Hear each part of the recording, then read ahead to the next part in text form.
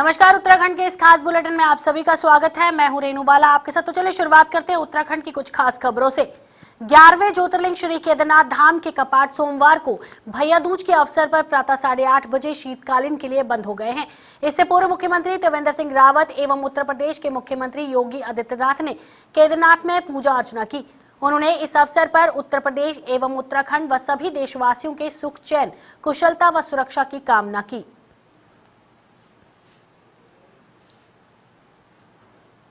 वहीं केदारनाथ धाम के कपाट बंद होने से पहले भारी बर्फबारी हुई है। बर्फ की सफेद चादर ने पूरे केदारनाथ नगरी को धाम को ढक लिया है। केदारनाथ में भारी बर्फबारी के कारण उत्तराखंड के मुख्यमंत्री त्रिवेंद्र सिंह रावत और उत्तर प्रदेश के मुख्यमंत्री योगी आदित्यनाथ केदारनाथ में ही फंसे हैं। दोनों मुख्यमंत्रियों को कपाट बंद होते ही करीब 8:30 बजे बद्रीनाथ के लिए उड़ना था, लेकिन भारी बर्फबारी के कारण हेलीकॉप्टर की उड़ान संभव नहीं हो पाई। इसलिए मौसम साफ होने का इंतजार किया जा रहा है।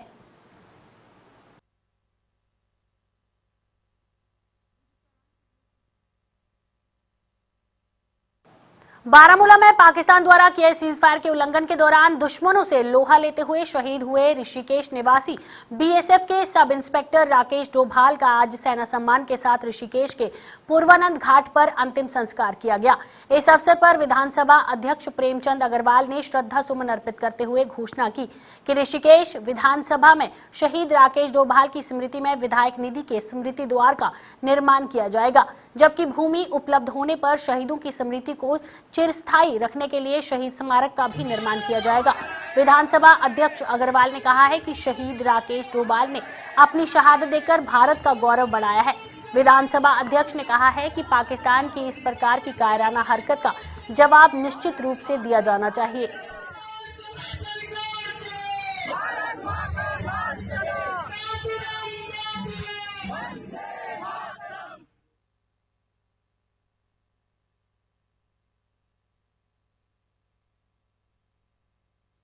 से गेट बनाने की बात कही थी, स्मारक बनाने की बात की थी, बनाए भी हैं।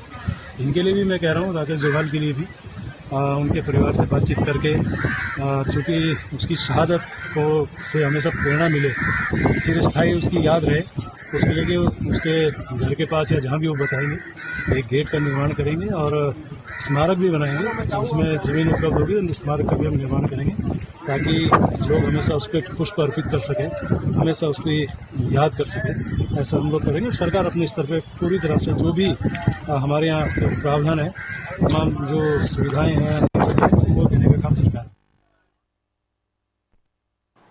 उत्तराखंड में मौसम के तेवर तल्ख हो गए हैं। राजधानी देहरादून के पहाड़ी इलाकों के अलावा उत्तरकाशी, रुद्रप्रयाग, चमोली, बागेश्वर एवं पिथौरागढ़ जनपद के कुछ स्थान, टिहरी, नैनीताल व अल्मोड़ा जनपद में कहीं कहीं बहुत हल्की से हल्का वर्षा बर्फबारी हो सकती है। शेष जनपद में मौसम शुष्क रहने की संभावना है। 3000 मीटर और उससे अधिक ऊंचाई वाले स्थानों पर कहीं कहीं बर्फ होने की संभावना है। देहरादून के कुछ क्षेत्रों में गर्जन वाले बादल विकसित होने पर बहुत हल्की से हल्की वर्षा होने की संभावना है। अधिकतम तापमान 26 डिग्री सेल्सियस रहने की संभावना है। साथ ही साथ मध्यम से तेज गति से हवा चल सकती है। कहीं कहीं ओलावृष्टि की भी संभावना है।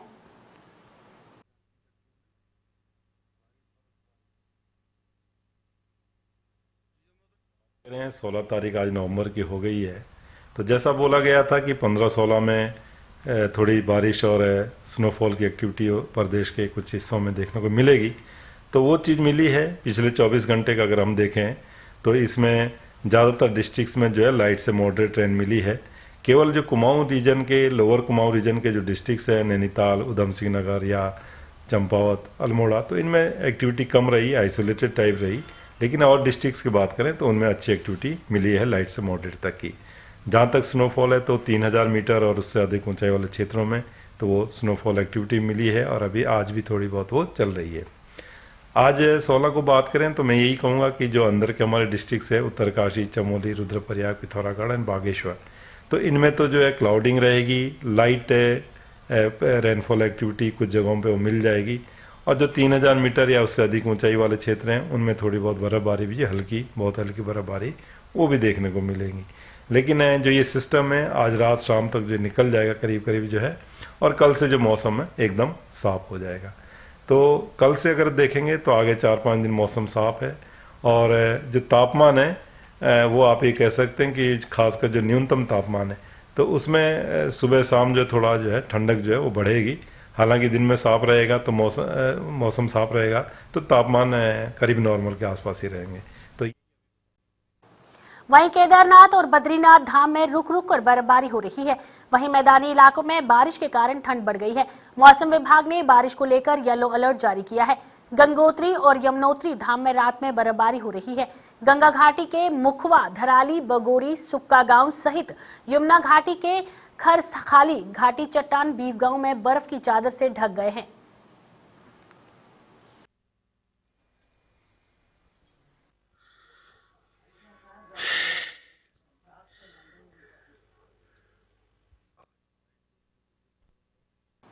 भाई बहन के पवित्र प्रेम व अटूट विश्वास के प्रतीक भाई दूज का पर्व हरिद्वार देहात क्षेत्र में धूमधाम के साथ मनाया गया। इस मौके पर स्थानीय परंपरा के अनुसार भाई सिधारा शगुन लेकर अपनी बहनों के ससुराल पहुंचे और वहां अपनी बहनों को शगुन देकर तिलक की रस्म पूरी की। इसके बाद बहनें और अन्य रिश्तेदारों की मिलाई की रस्म की पूरी की गई। इन रस्मों को पूरा करने के बाद बहनों ने भी भाइयों को परंपरा के अनुसार कपड़े और नारियल देकर उन्हें विदा किया।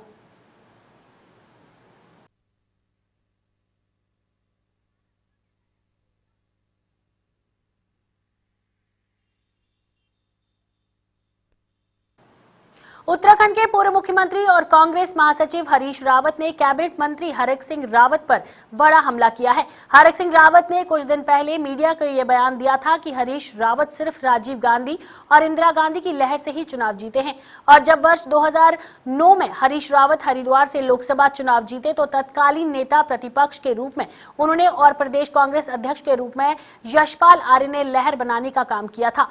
कैबिनेट मंत्री के इस बयान के जवाब में पूर्व मुख्यमंत्री हरीश रावत ने कहा है कि इसमें कोई शक नहीं है, वह उसी लहर के चलते चुनाव जीते थे, लेकिन इस लहर ने हरक सिंह रावत को इतना बड़ा नेता भी बनाया था। उन्होंने कहा है कि जिस कांग्रेस ने हरक सिंह रावत को लहर बनाने के लायक बनाया, उसी कांग्रेस को हरक ने लात मार दी। ऐसा चरित्र उत्तराखंड का नहीं है। शक नहीं कि कांग्रेस के जब अच्छी स्थिति रही तो हम चुनाव जीते, सबने उसी का प्रसाद पाया। हा? और वो जब कहीं बियावन में भटक रहे थे तो उसी लहर ने उनको भी मुख्य धारा में स्थापित करने का काम किया।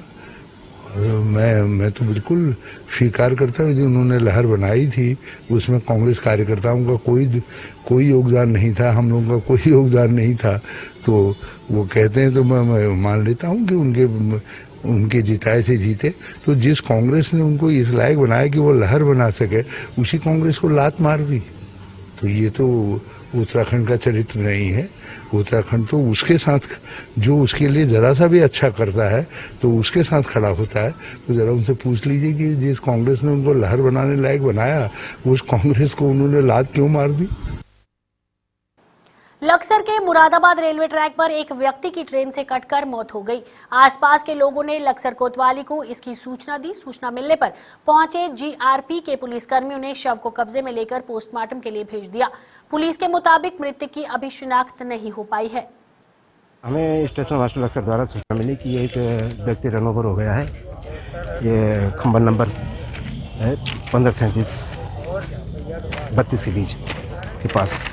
इस सूचना पर हम घटनास्थल पर आए हैं और इसकी पहचान की कोशिश किए जा रहे हैं। वारिस अगर कोई मिल गया तो ठीक, नहीं तो उसको पोस्टमार्टम के लिए भेज रहे हैं। उसके बाद अगली कार्रवाई जो होगी देखी जाएगी।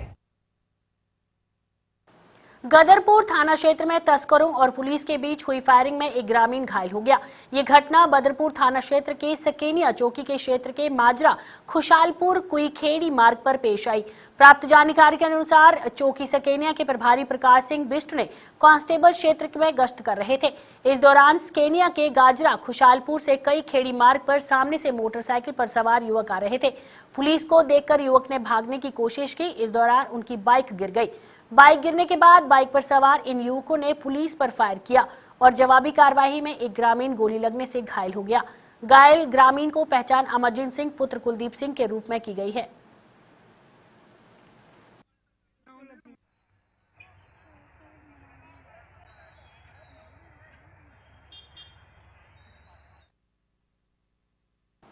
उत्तराखंड में होने वाले विधानसभा चुनाव से पहले बीजेपी हाईकमान ने पार्टी में बड़ा फेरबदल किया है।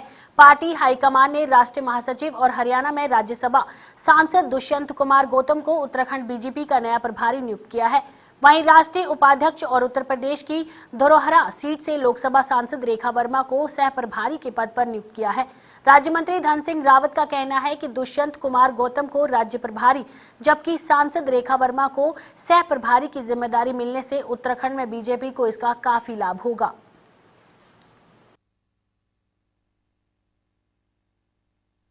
पार्टी के राष्ट्रीय महासचिव और राज्यसभा के सांसद हमारे दुष्यंत कुमार जी हमारे प्रभारी बने हैं और उत्तर प्रदेश की सांसद श्रीमती वर्मा जी हमारे सह प्रभारी बने हैं। दुष्यंत कुमार जी का भारतीय राजनीति में बहुत बड़ा योगदान है और भारतीय जनता पार्टी में वो बहुत सुलझे हुए नेता हैं और जिस समाज से वो प्रतिनिधित्व करते हैं मुझे लगता है कि उत्तराखंड में हमको उसका बहुत बड़ा फायदा मिल जाए। अच्छा, योगी जी आने वाले हैं। उत्तराखंड में गर्भवती महिलाओं और नवजात शिशु के पोषण के लिए जल्द सौभाग्यवती योजना शुरू की जाएगी। महिला सशक्तिकरण और बाल विकास रेखा आर्य ने कहा है कि मुख्यमंत्री की घोषणा के बाद इस योजना का प्रस्ताव जल्द कैबिनेट में लाया जाएगा। कैबिनेट में प्रस्ताव पास होने के बाद इस योजना को लागू कर दिया जाएगा। इस किट में गर्भवती महिला और नवजात शिशु की उचित देखभाल के साथ साथ उन्हें उचित पोषण दिया जाने की व्यवस्था की गई है। इस किट के जरिए जच्चा बच्चा स्वास्थ्य का पूरा ध्यान रखा जाएगा।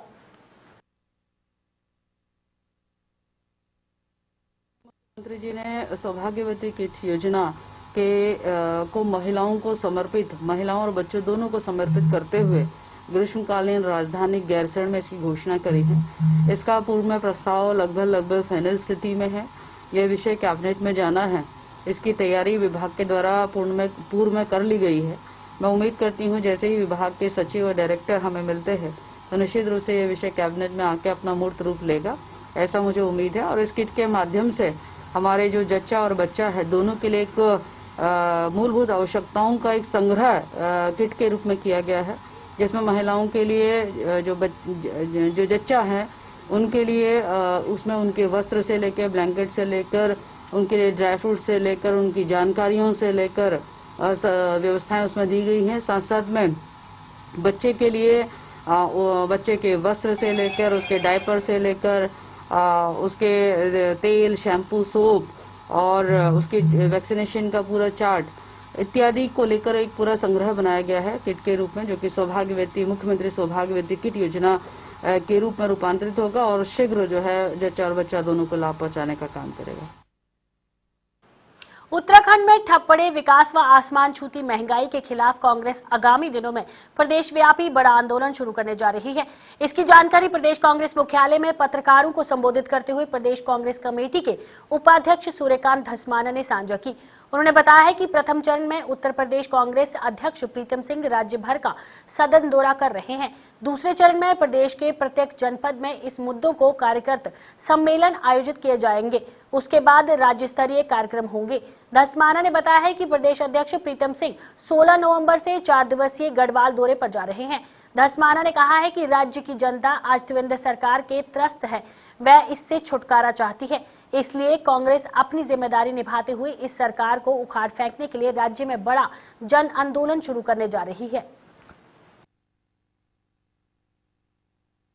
रेखा विभाग का मामला हो, सारे मामले भ्रष्टाचार से जुड़े हुए हैं और पूरी सरकार आकंठ भ्रष्टाचार में डूबी हुई है। इसी प्रकार से बेरोजगारी का मामला है। बेरोजगारी में पूरे राज्य ने जिस प्रकार से कीर्तिमान स्थापित किया, पूरे देश में सबसे ऊपर के पायदान में इस समय बेरोजगारी में उत्तराखंड खड़ा है।